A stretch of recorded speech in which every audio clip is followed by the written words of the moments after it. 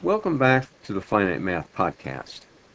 In episode 20, we used the COUNTIF function to help create a frequency distribution and then a probability distribution that allowed us to go through a set of data here and tabulate that data to create this distribution. Now I want to use another method for obtaining the same results. This one uses the built-in data analysis feature under the Tools menu.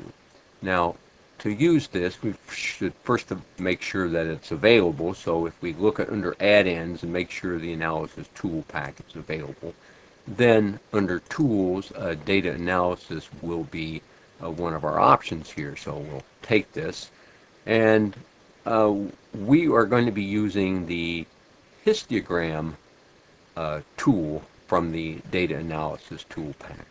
So if I click that, it gives us a dialog box to fill in. Now, the first thing we want to fill in is the input range. So that's the set of data that we want to tabulate into our bins or into our values. So I'll start this. I'll hold the shift and the end and the down arrow key to go to obtain the entire data set.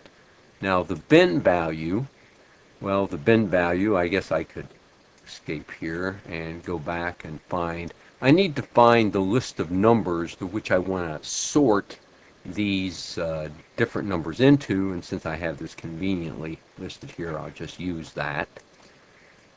Finally, let's go and we want to choose where we want our output range to be. I don't want to put it on a new worksheet, I just want to keep it here. So let's click it in, and then I'll pick a location. Maybe I'll just pick it right down below where I had it before. Now, if there's other options here, if I wanted to create a chart, we won't do that. But if I wanted to create the percentages, I could have it calculate the cumulative percentages. We won't do that. We'll just do that by hand. Okay, so let's go and run this to see what it is. And this gives the frequency distribution here. And we can go over to make a probability distribution the same way I did before.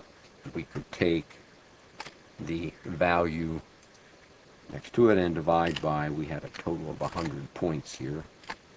And then drag it on down.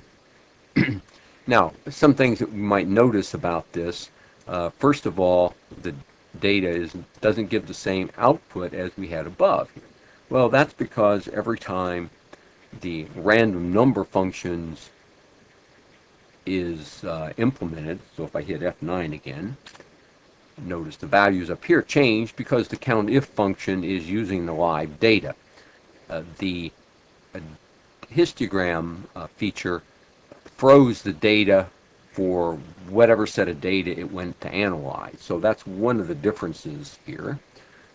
Secondly, notice down here the more function. Now this is the more item. That is just basically a checkpoint.